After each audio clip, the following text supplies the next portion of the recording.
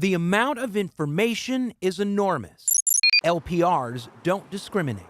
They scan every license plate, even on cars going the opposite direction, recording where you are and what time it is, and storing it up to 2.5 years, all linked to the 7 digits on the back of your car. We can type in a tag and it can give us a time and date stamp and a GPS coordinate of where that tag was last seen. We rode with the Georgia State Patrol. It has 65 mobile readers to cover the state. Trooper Trey Thomas showed us how his 2 scanners see things he can't, like stolen cars and wanted felons. I don't have to be constantly sucked into the computer running tags. I can let the cameras do the work for me. In just 1 year, GSP scanned a staggering 42 million tags. Even smaller departments like Snellville scan thousands each month.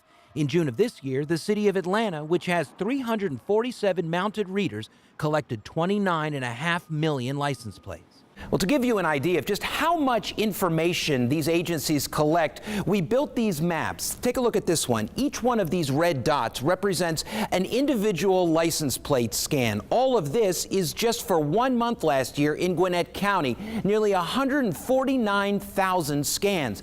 And this right here is Georgia State Patrol data. Just 2 days worth, more than 250,000 scans. The government should not be collecting information on everybody in order to go after a small portion of people. Dave Moss studies LPRs for the Electronic Frontier Foundation, a nonprofit privacy rights group. He says license plate data can reveal personal details on innocent people, what church they go to, what political demonstrations they attend. Using even a limited amount of APD data, we were able to plot several vehicles' travel patterns for a single day. They capture information on everybody. They're a form of mass surveillance. That's the government. They do stuff like that all the time. It could be a problem just because it could leak out. If you're not doing anything wrong, you have nothing to worry about. Through August of this year, Atlanta police made 209 arrests from LPR alerts. In Conyers, after a title pawn store was hit by a serial armed robber, a responding officer's LPR picked up the tag on a fleeing vehicle. We go back and check that tag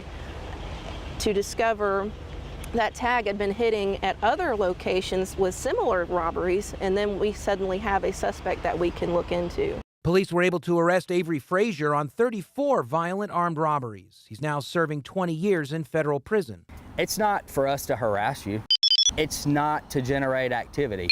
It's to get the folks off the streets and the stolen cars off the streets that don't need to be there. I think, though, that the average person, if they felt like somebody was following them all the time, would feel pretty invaded.